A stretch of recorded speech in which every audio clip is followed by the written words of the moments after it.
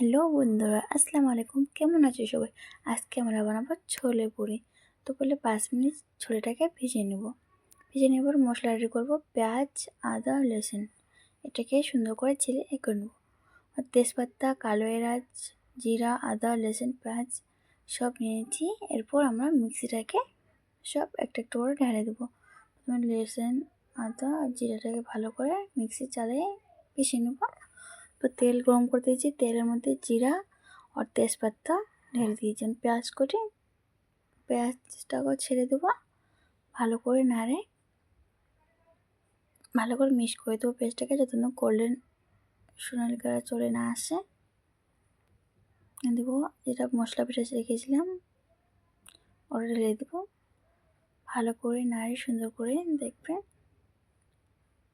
সোনালি colour না চলে আসে। স্বাদ অনুসারে নমক দিয়ে দেবো, নুন দিয়ে দিয়েছি। দেবো হলদি,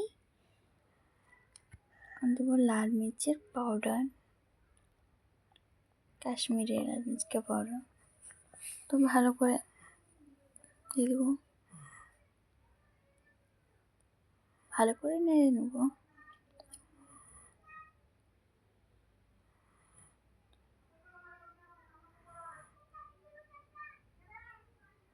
দেখতে পাচ্ছ কি সুন্দর কালার চলে আসছে, সোনালি কালার মতো লাগছে, দেখতে ভালো লাগছে। দেবো পেঁয়াজ, টমাটার কাটা ছিল, টমাটারটা ঢেলে দেবো। ঢালার পর টমাটারটা ভালো করে মিক্স করে দেবো। কি সুন্দর গ্রেভি হয়ে গেছে। এবার দেবো গরম মশলা আর ধনিয়া গুঁড়ো। এটা দিলে আরও সুন্দর কালার চলে আসবে, দেখতেই পাচ্ছ। তারপর দিয়েছি চানাটাকে আমি 2টা সিটি মারি নিয়েছিলাম আগে, আপনারা নাও মারতে পারেন। আমার চানাটা ভালো করে ভিজিয়ে নিই, সেই জন্য আমি 2টা সিটি মারি দিয়েছিলাম।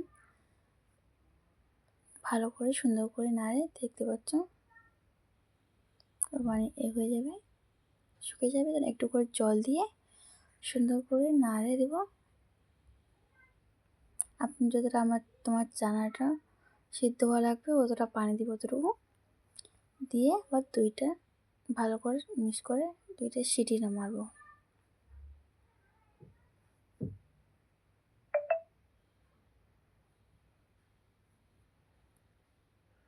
দুটো সিটি লাগানো দেবো, তাতে আমরা আটাটা গুলে নেব।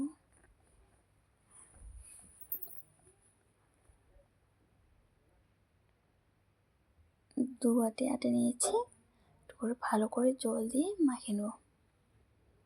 এটা নেব আজওয়াইন দিলে আরও ভালো হয়, তাহলে গ্যাস হবে না, কোনো প্রবলেম হবে না। তো আমার ওখানে আজওয়াইনটা দিয়ে আটাটাকে ভালো করে মেখে নেব সুন্দর করে।